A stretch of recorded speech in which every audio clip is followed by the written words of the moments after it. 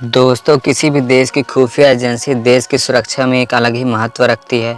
चाहे हम बात करें विदेशी गतिविधियों पर नज़र रखने की या फिर आतंकवादियों का पता लगाने की, हर काम में यह एजेंसी सक्रिय रहती है।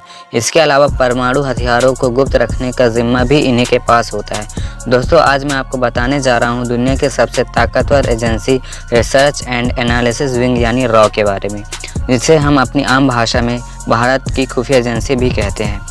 और रॉ हमेशा से ही अपनी रिपोर्ट सीधा भारत सरकार यानी प्रधानमंत्री को भेजती है, ताकि अधिकारियों के बीच भी कोई खुफिया इंफॉर्मेशन लीक ना हो। और रॉ में शुरू से ही अपनी जिम्मेदारियों का पालन करते हुए बहुत सारे ऐसे खुफिया मिशनों को अंजाम दिया है जिसकी लोग कल्पना भी नहीं कर सकते। और कुछ इसी तरह के मिशनों के बारे में आज हम आपको बताएंगे, लेकिन चलिए पहले जान लेते हैं क्यों रॉ को बनाया गया। दोस्तों, बता दें कि रॉ के गठन से पहले जासूसी का जिम्मा सिर्फ इंडियन ब्यूरो यानी IB का हुआ करता था। 1947 में आज़ादी के वक्त संजीव पिल्लई इंडियन ब्यूरो के पहले इंडियन डायरेक्टर बने और भारत के लिए काम करना शुरू कर दिया। फिर धीरे धीरे समय बीतता गया और उन्हें 1962 में भारत और चीन के बीच युद्ध हुआ, जिसमें भारत को चीन से हारना पड़ा। और इस हार में यह बड़ा कारण था कि भारत की इंटेलिजेंस ब्यूरो ठीक तरीके से काम नहीं कर सकी। और तभी उस समय के तत्कालीन प्रधानमंत्री पंडित जवाहरलाल नेहरू ने IB के असफल काम को देखते हुए एक एजेंसी बनाने का सुझाव दिया, जो केवल जासूसी का काम करे। हालांकि यह अगले कुछ सालों तक केवल सुझाव के तौर पर ही रह गया। और 1965 में एक बार फिर से भारत और पाकिस्तान के बीच युद्ध हुआ, और इस युद्ध में भारत के आर्मी चीफ ने कहा कि उन्हें और भी सटीक जासूसी जानकारियों की ज़रूरत है।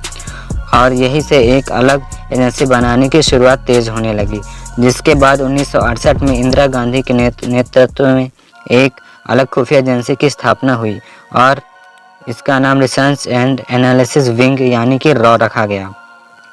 और रॉ का पहला चीफ बनाया गया RN काव को।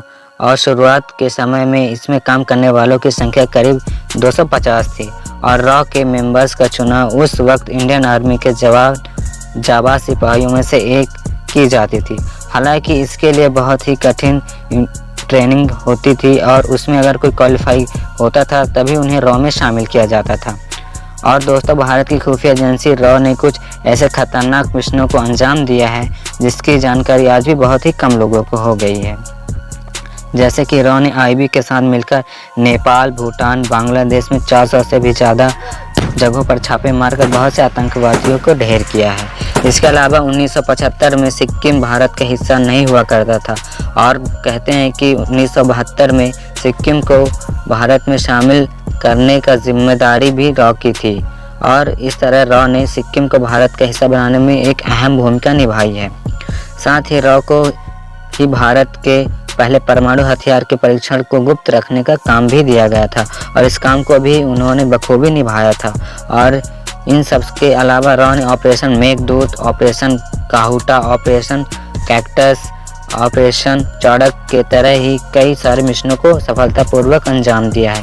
वही कारगिल युद्ध के समय भी रॉ ने पाकिस्तान के परवेज़ मुशर्रफ की पाकिस्तान में आर्मी चीफ के साथ कॉल पे की गई बातों को रिकॉर्ड कर लिया था, और बाद में इस कॉल को ही बतौर सबूत पाकिस्तान के साथ युद्ध की शुरुआत करने में इस्तेमाल किया गया था। हालांकि रॉ की एक बहुत बुरी बात यह है कि जब भी कोई जासूस दूसरे देशों में जासूसी करते हुए पकड़ा जाता है तो अपने देश की सरकार अपना पल्ला झाड़ लेती है और उनकी कोई मदद नहीं करता। यहाँ तक मृत्यु के बाद भी भारतीय जासूसों को अपने वतन की मिट्टी तक नसीब नहीं होती है। और कुछ ऐसा ही हुआ था भारत के रविंद्र कौशिक के साथ। तो दोस्तों, यह थी कहानी भारत की खुफिया एजेंसी रॉ के बारे में। उम्मीद है कि आपको यह वीडियो ज़रूर पसंद आई होगी, तो मेरे YouTube चैनल को सब्सक्राइब ज़रूर कर लें। वीडियो देखने के लिए आपका धन्यवाद।